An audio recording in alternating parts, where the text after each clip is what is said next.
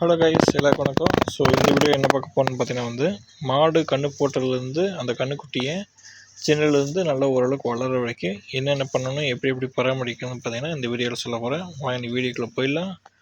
First பார்த்தீங்கன்னா கன்றுக்குட்டி போட்ட உடனே பார்த்தீங்கன்னா அதனால் நடக்க முடியாது, தரையில் தான் படுத்துட்டு இருக்கும். ஸோ அப்போ பார்த்தீங்கன்னா இந்த காது அப்புறம் பார்த்தீங்கன்னா இந்த மூக்கு அந்த இடத்துலாம் பார்த்தீங்கன்னா அந்த கழிசல் ஒட்டிகிட்டு இருக்கும். கன்று போட்ட மாட்டிலேருந்து கழிசல்லாம். ஸோ அதெல்லாம் பார்த்திங்கன்னா நம்ம கையில் எப்படி நீக்கிவிடணும், இல்லை வர துணியில் பார்த்திங்கன்னா அப்படியே துடைச்சி விடணும். ஸோ நம்ம அந்த காது மூக்கு மட்டும் எடுத்துட்டால் போதும். இந்த உடம்புலக்கெல்லாம் பார்த்திங்கன்னா மாடே பார்த்திங்கன்னா ஃபுல்லாக நக்கி அதை க்ளீன் பண்ணி விட்டு நீட்டாக பண்ணி விட்டுரும்.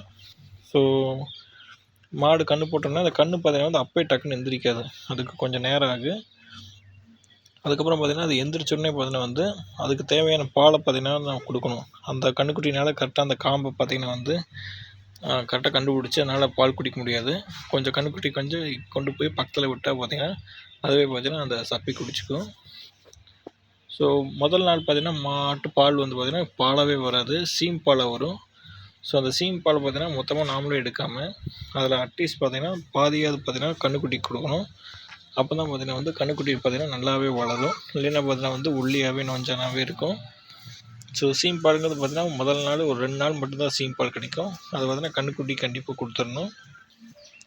அதுக்கப்புறம் பார்த்திங்கன்னா 3ஆவது நாள்லேருந்து சாதாரண நார்மல் பால் வந்துடும். அது நமக்கு தேவையான அளவுக்கு பால் எடுத்துகிட்டு கன்றுக்குட்டிக்கு பார்த்திங்கன்னா காலையில் சாயங்காலம் ஓரளவுக்கு பார்த்திங்கன்னா அட்லீஸ்ட் நீங்கள் பாலை கொடுக்கணும் கன்றுக்குட்டிக்கு. ஏன்னா அது பாலை மட்டும்தான் குடிச்சிட்டு வளரும். ஸோ அதனால் பார்த்திங்கன்னா ஓரளவுக்கு வயிறு ஃபுல்லாக நம்ப வேண்டாம், ஓரளவுக்கு பார்த்திங்கன்னா அரை வயிறு இல்லை 3/4 வயிறு நம்பினாவே போதும். ஏன்னா நிறைய பால் குடித்தா பார்த்திங்கன்னா வயிறு எடுத்துட்ரும் கன்றுக்குட்டிக்கு. ஸோ ஒரு 3/4வாசியாவது நீங்கள் பால் கொடுக்கணும் அதுக்கு வயிறு நம்புற அளவுக்கு.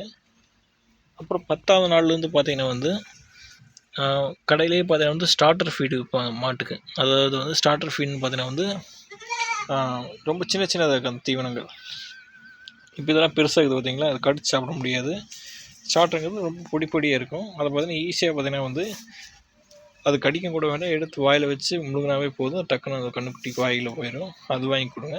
அப்படி இல்லைன்னா அவங்க சூப்பர் நேப்பியர் புல், கரும்பு தொகை இதெல்லாம் இருந்துச்சுன்னா நீங்கள் இந்த மாதிரி ஏதாவது மிஷினில் போட்டு இல்லைன்னா கத்தியில் வெட்டி குட்டி குட்டியாக வெட்டி ஒரு பக்கெட்டில் போட்டிங்கன்னா அதுவே பார்த்திங்கன்னா எடுத்து சாப்பிட்டுக்கும்.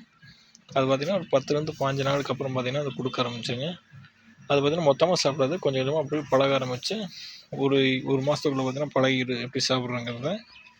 கூடவே பார்த்திங்கன்னா அதுக்கு தண்ணியும் வைக்க ஆரம்பிச்சிருங்க. சாப்பிட்டதுக்கு தண்ணி தைக்கும். தண்ணி பார்த்திங்கன்னா சுத்தமாக இருக்கணும்.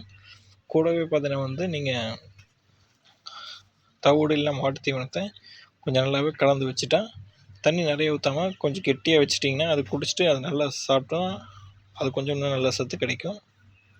அதுபோக பார்த்திங்கன்னா அப்படியே தவிடையும் மாட்டு தீவனம் பார்த்திங்கன்னா அது சாப்பிட்டு பழகிடும். வளர்ந்ததுக்கப்புறம் பார்த்திங்கன்னா நம்ம தவிடு வைப்போம். ஸோ அது பார்த்திங்கன்னா இப்போ இருந்தே கொடுத்தா அப்படியே பழகிக்க எப்படி சாப்பிட்றதுனால. ஸோ பால் பார்த்திங்கன்னா வளர்ந்ததுக்கப்புறம் பார்த்திங்கன்னா ஒரு 3 மாதம் வரைக்கும் இல்லை 4 மாதம் வரைக்கும் பார்த்திங்கன்னா இந்த கன்றுக்குட்டி நீங்கள் பாலை கொடுக்கலாம். அதுக்கப்புறம் பார்த்திங்கன்னா மாட்டில் கன்றுக்குட்டி இல்லாமல் கறந்துக்கலாம். இல்லைன்னா பார்த்திங்கன்னா நீங்கள் கன்றுக்குட்டி விற்கணும் விற்றுக்கலாம். சில மாட்டெலாம் பார்த்திங்கன்னா கன்றுக்குட்டி பால் கறக்கும்போது பக்கத்தாலேயே நிற்கணும் கன்றுக்குட்டி, இல்லைன்னா பால் தராது. ஸோ அது எப்போ கன்றுக்குட்டியை விட்டு இல்லை கன்றுக்குட்டி இல்லாமல் கறக்குதோ அது வரைக்கும் நீங்கள் கன்றுக்குட்டி வச்சுருக்கணும். அது இல்லாமல் கறந்ததுக்கப்புறம் பார்த்திங்கன்னா நீங்கள் கன்றுக்குட்டியை அந்த இன்னும் கொஞ்சம் வளர்த்தி அடுத்த நல்லா வளர்த்தி பால் கறக்க வச்சுக்கலாம்னு நீங்கள் வச்சுக்கலாம். அதாவது இந்த மாடு மாதிரி இங்கே ஒரு கன்றுக்குட்டி இருக்குது பார்த்திங்களா, இது மாதிரி பார்த்திங்கன்னா இன்னும் கொஞ்சம் வளர்ந்து சனையே மடி கன்று போகிற அளவுக்கு நீங்கள் வேணால் வச்சுக்கலாம், இல்லைன்னா பார்த்திங்கன்னா விற்றுடலாம். மோஸ்ட்லி பார்த்திங்கன்னா யாருமே காளைக்கன்று வச்சுருக்க மாட்டாங்க. ஸோ காளைக்கன்று பார்த்திங்கன்னா இந்த யூஸ்லின்னு பார்த்திங்கன்னா அது விற்றுருவாங்க. ஓரளவுக்கு சின்னதாக ஒரு 4 மாதம் 5 மாதத்துலேயே பார்த்திங்கன்னா விற்றுருவாங்க. ஏன்னா அதுக்கும் தனியாக தீனம் போட்டு அதெல்லாம் செலவாயின்னு. ஸோ இதை பொட்டைக்கண்ணா இருந்தால் அந்த மாடு நல்லா பால் கறச்சுன்னா கன்றுக்குட்டியும் அதே மாதிரி தான் கறக்கும். ஸோ அதனால் பார்த்திங்கன்னா எல்லாம் வச்சுக்குவாங்க. அப்புறம் பிறந்த கன்றுக்குட்டி பார்த்திங்கன்னா வெயிலில் ரொம்ப நேரம் கட்ட வேண்டாம். அப்படி கட்டிங்கன்னு பார்த்திங்கன்னா இது மாதிரி தான் இருக்கும். வெயிலில் கட்டினவங்க பார்த்திங்கன்னா இது மாதிரி தான் இழப்பெடுத்துகிட்டு இருக்கும். ஸோ அதனால் பார்த்திங்கன்னா ஓரளவுக்கு கொஞ்சம் ஒரு 2 மணி நேரம் வெயில் இருந்தால் போதும், மற்ற நேரத்தில் உள்ளே இருந்தால் பரவாயில்ல.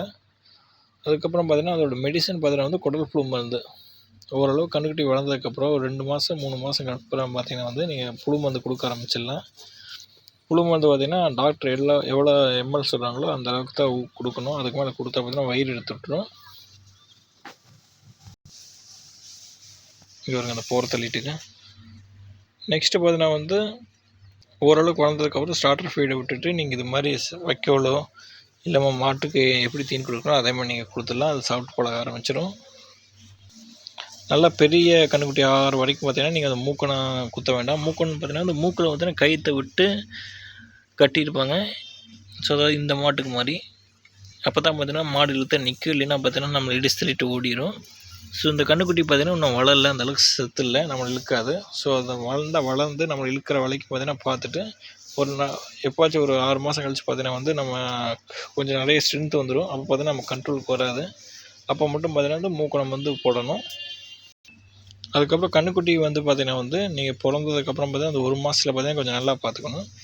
கொஞ்சம் ஈரமான இடம் இல்லாமல் கட்டுத்தர பார்த்தா கொஞ்சம் நீட்டாக இருக்கணும், வறண்ட மாதிரி. அப்போ தான் பார்த்தீங்கன்னா வந்து சூடாக இருக்கும், நல்லா படுத்துக்கும், குளிர் அடிக்காது.